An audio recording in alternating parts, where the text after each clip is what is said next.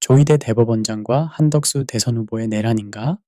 대한민국 사법체계의 매국적 권력 연합의 위험성. 존경하는 청취자 여러분, 오늘 저는 대한민국 사법체계의 역사적 왜곡과 현재 직면한 위기, 그리고 그 배후에 있는 권력 구조에 대한 심층 분석을 제공하고자 합니다.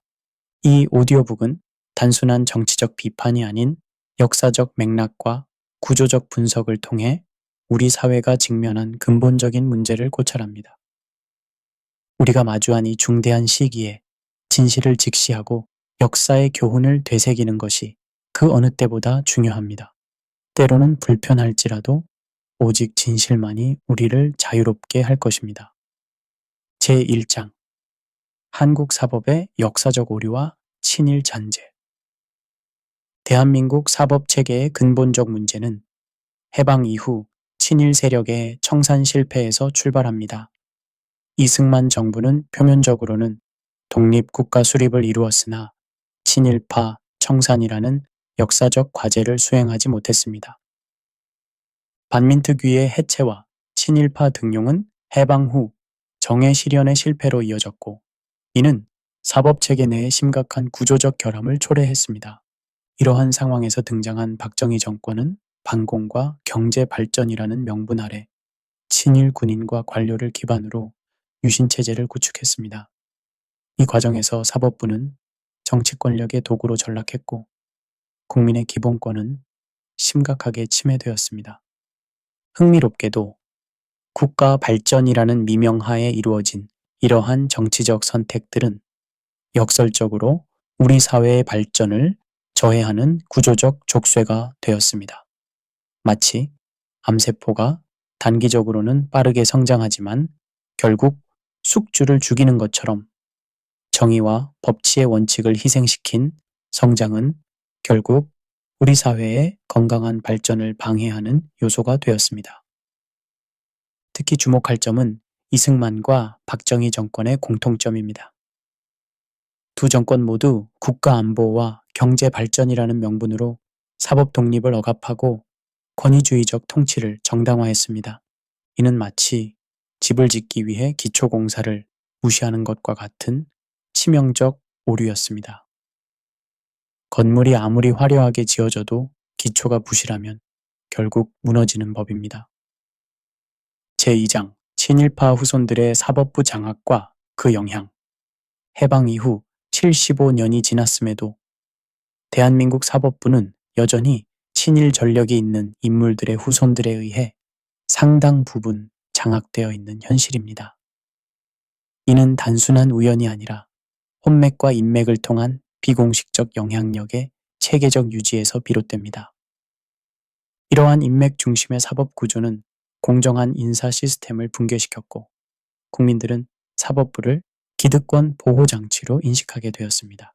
이는 사법부의 존재 이유인 정의 실현과 국민의 권리 보호라는 본질적 가치를 심각하게 훼손하는 결과를 낳았습니다. 우리는 여기서 역사의 아이러니를 발견합니다.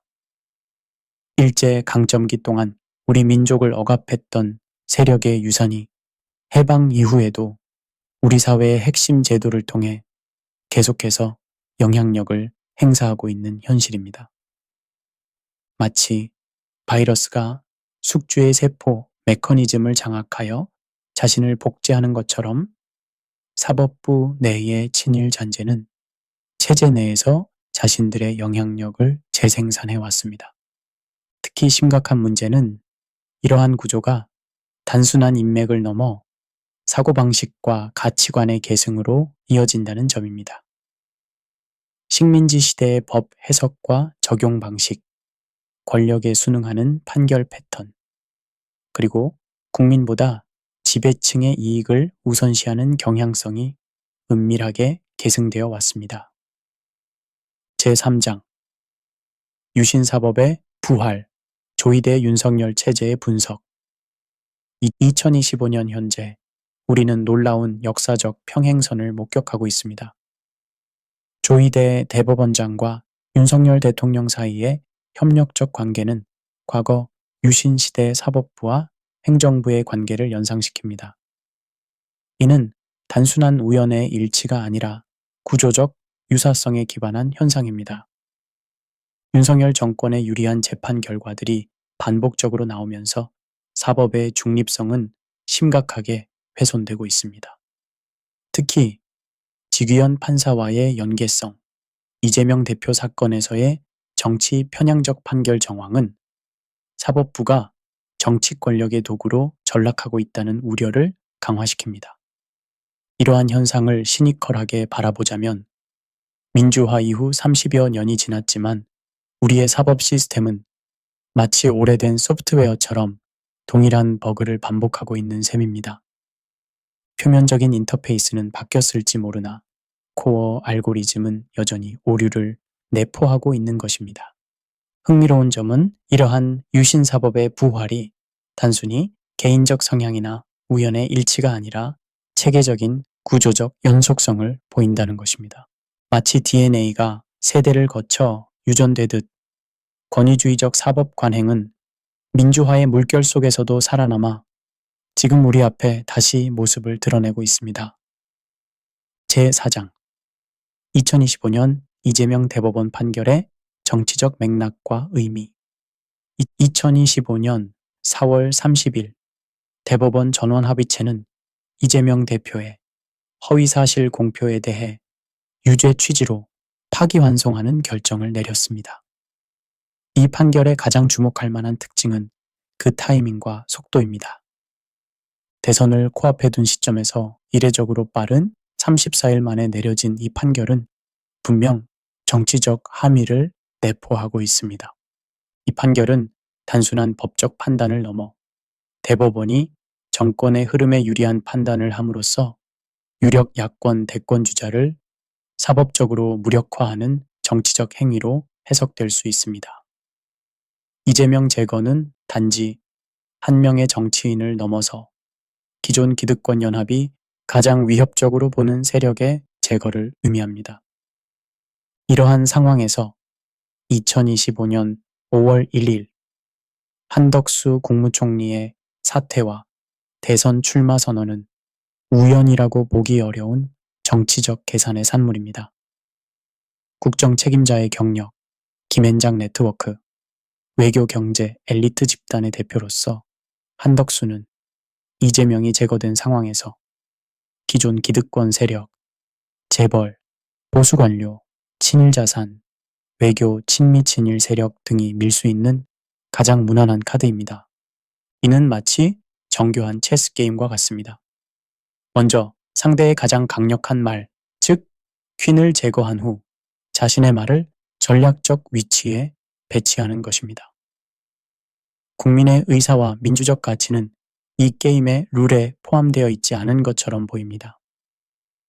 제5장 매국적 권력연합의 본질과 위험성 조희대 대법원장과 한덕수 전 총리로 대표되는 현 권력 구조의 결합은 내치 통제와 외교적 이익의 보장이라는 두 가지 목표를 동시에 추구합니다. 조희대의 사법적 제거 능력과 한덕수의 행정적 계승 역할은 마치 박정희 유신체제 초기의 구도와 유사한 권력 구조를 형성합니다. 한덕수의 대선 출마가 갖는 매국적 의미는 그의 과거 행적에서 명백히 드러납니다.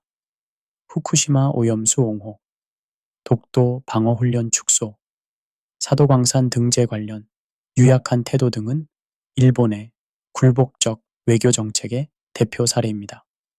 또한 김앤장 재계 연결고리는 국내 자본보다 다국적 자본 이해를 우선시하는 구조를 강화합니다. 이러한 맥락에서 이재명식 민생 복지와 반재벌 개혁은 이들의 구조를 뒤흔들 위협으로 인식되며 따라서 제거의 대상이 됩니다. 즉, 대권을 유지하기 위해 사법과 행정을 이용해 민의를 막고 외세의 우호적인 구조를 유지하려는 시도로 볼 수 있습니다. 이는 마치 국가를 사유재산처럼 다루는 행태와 같습니다. 마치 기업의 이사회가 주주가 아닌 자신들의 이익을 위해 회사를 운영하는 것처럼 현 권력 구조는 국민의 이익보다 자신들과 외부 세력의 이익을 우선시하고 있습니다. 더욱 심각한 것은 이러한 구조가 단순한 정치적 이익을 넘어 국가의 주권과 국민의 이익을 외부 세력에 양보하는 매국적 성격을 띠고 있다는 점입니다. 이는 현대적 형태의 을사늑약이라 할 수 있습니다. 제6장 한국사법개혁의 당위성과 구체적 방향. 한국 사법의 왜곡은 다음과 같은 5대 문제에 기인합니다. 첫째, 정권이 사법부 수장을 임명함으로써 정치적 중립성이 심각하게 훼손되고 있습니다.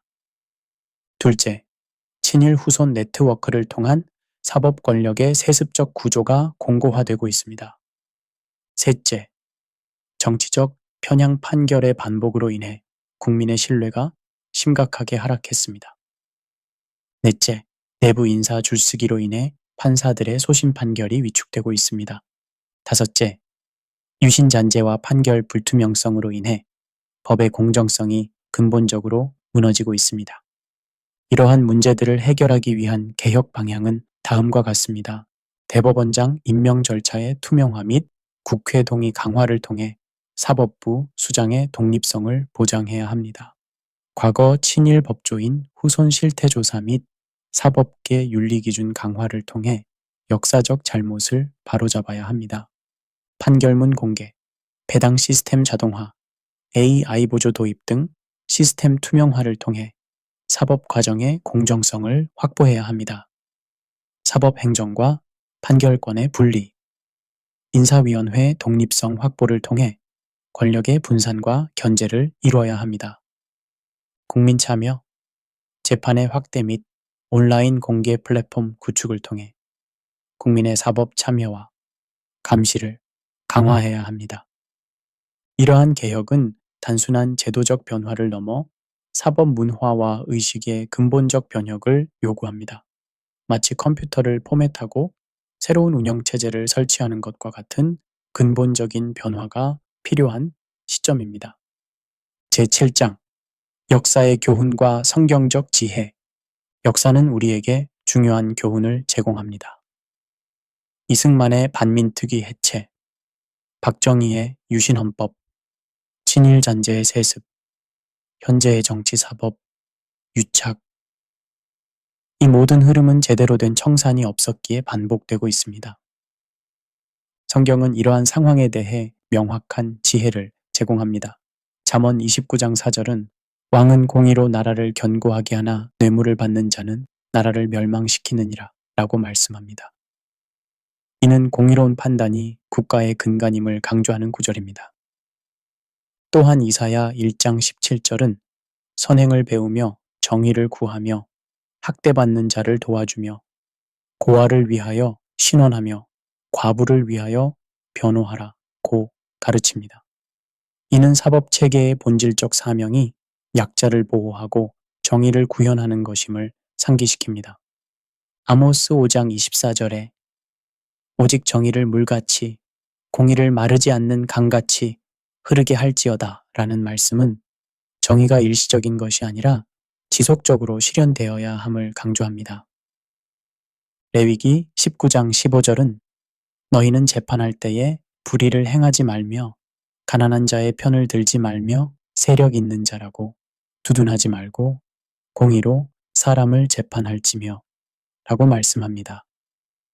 이는 재판에서의 공정성과 편파성 배제의 중요성을 강조합니다.